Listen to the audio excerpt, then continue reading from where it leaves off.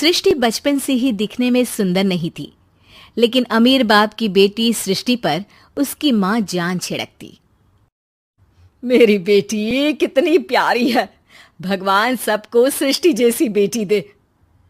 सृष्टि धीरे धीरे बड़ी होती है। एक दिन सृष्टि की सहेली कहती है, तू दिखने में कितनी अजीब सी है, लेकिन मैं जानती हूँ हम सब में सबसे अच्छी शादी तो तेरी ही होगी। तेरे पापा अमीर जो हैं। और बता नहीं सकते यार, दहेज तो हर कोई देता है, ये क्या ज्यादा ले जाएगी अपने पति के लिए? अरे बड़े शहर में कोठी है इसके पापा की।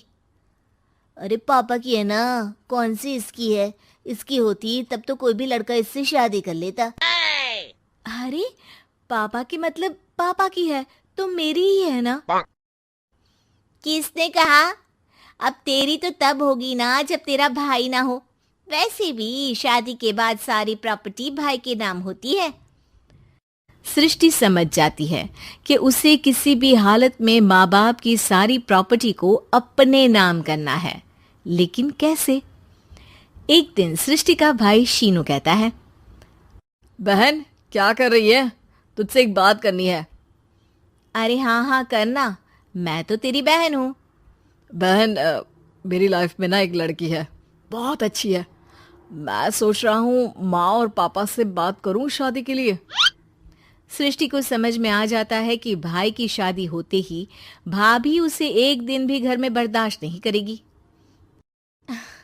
क्या बात है भाई, बताना कौन है वो?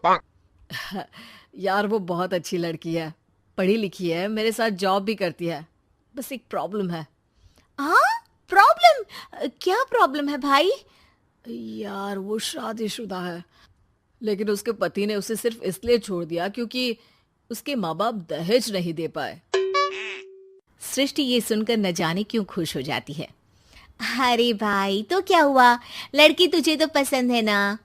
शीनू को लगता है कि बहन उसे समझ रही है।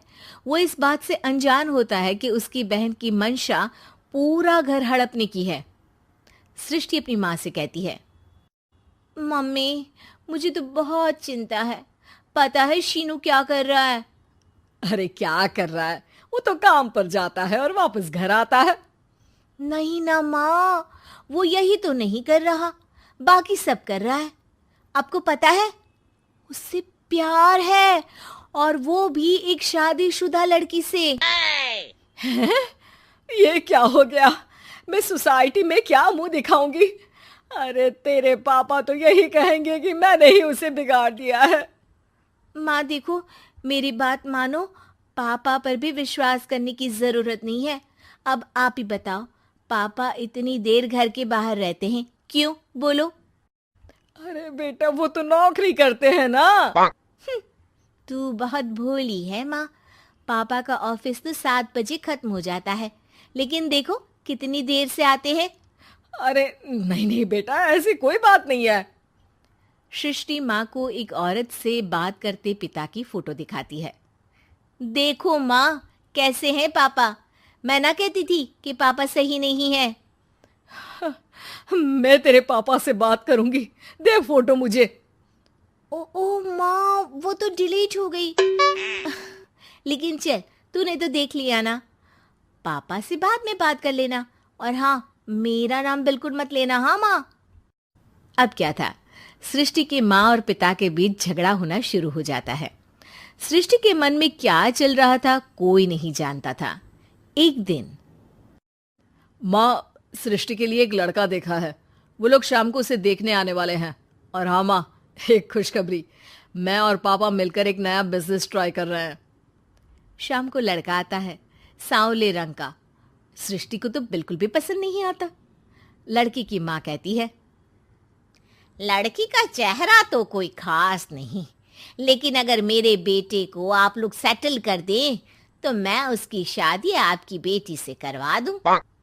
सृष्टि को लड़का बिल्कुल पसंद नहीं था। उसे भाई पर गुस्सा आ जाता है। लड़के वालों के जाने के बाद कहती है, माँ देखा शीनू मेरे लिए कैसा लड़का लेकर आया, न दिखाने लायक न सुनने लायक, सेटल भी नहीं, वो भी हम करे। अरे माँ मैं जानती हूँ ये मेरी शादी किसी भी घर में क्यों करवाना चाहता है? अरे कैसी बात कर रही है बहन, तूने तो देखा ना, लड़के को मैंने ही मना कर दिया तुझसे शादी के लिए। जिसने लड़का बताया था उसने उसकी बहुत तारीफ की थी। बात आई गई हो जाती है, लेकिन सृष्टि का मन शांत नहीं होता। क्या करूं, कुछ समझ में नहीं आ रहा। मेरी शादी हो गई तो ये लोग पूरी प्रॉपर्टी शीनू के नाम कर देंगे, मेरे हाथ तो कुछ लगेगा ही नहीं। तभी सृष्टि को आइडिया आता है। वो किसी वकील को फोन करती है। जी देखिए, अगर आपके मम्मी पापा का तलाक हो जाता है तो आपके पिता की आधी प्रॉपर्टी आपकी माँ के नाम हो जाएगी, फिर उसे वो किसी को भी दे सकती है। सृष्टि अब माँ को बेटे के खिलाफ भरती है। माँ, शीनू पर नजर रखा करो। वो जिस लड़की के प्यार में है ना, वो शादीशुदा है। यहाँ आएगी, सारा पैसा, रुपया, जमीन, जायदाद सब हड़प लेगी। पापा का भी हाल तुमसे छुपा नहीं है। ऐसा ना हो कि मैं और आप एक दिन सड़क पर भीख मांगे। हे भगवान, मैं तो जीते जी मर जाऊंगी अगर ऐसा हो गया तो। ऐसा हो गया नहीं माँ, ऐसा ही होगा। अभी समय है, आगे का सोच लो। मैं तो कहती हूँ पापा से आधी प्रॉपर्टी लेकर अलग हो जाओ। पापा की आधी प्रॉपर्टी भी हम लोगों को अगर मिल जाती है ना, तो अगले 7 जन्म सफल समझो। बेचारी माँ बेटी के कहने पर पति से तलाक लेकर अलग हो जाती है।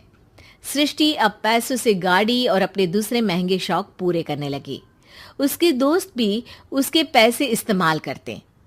सृष्टि, कल तुम कहाँ थी? मैं सारा दिन घर पर अकेली थी। तो मैं क्या करूं? मैंने ठेका तो नहीं लिया है ना तुम्हें संभालने का। माँ को सृष्टि से ये उम्मीद नहीं थी। वो बैठकर रोने लगती है। वहीं उसका पति यानी कि सृष्टि के पिता आ जाते हैं। मैं जानता था कि तुम्हारा यही हाल होगा, तो आपने मुझे रोका क्यों नहीं? मैं रोकता तो तुम रुकती क्या? सृष्टि के कहने पर तुमने मुझ पर अपने बेटे पर शक किया, लेकिन तुम ये भूल गई कि कैसे हम दोनों ने मिलकर जीवन में इतना सब खड़ा किया। माँ पति के गले लग जाती है। मुझे माफ कर दीजिए, मैंने आपकी कमाई का एक बड़ा हिस्सा गवा दिया। कोई बात नहीं, तुम साथ हो तो मैं ऐसी 7 प्रॉपर्टी खड़ी कर दूंगा। तभी वहां सृष्टि आ जाती है रोते हुए। माँ, मयंक ने मुझे छोड़ दिया। वो बोल रहा था जब तक मेरे पास पैसे थे तब तक ही वो मेरे साथ था। पापा, माँ, मुझे माफ कर दीजिए।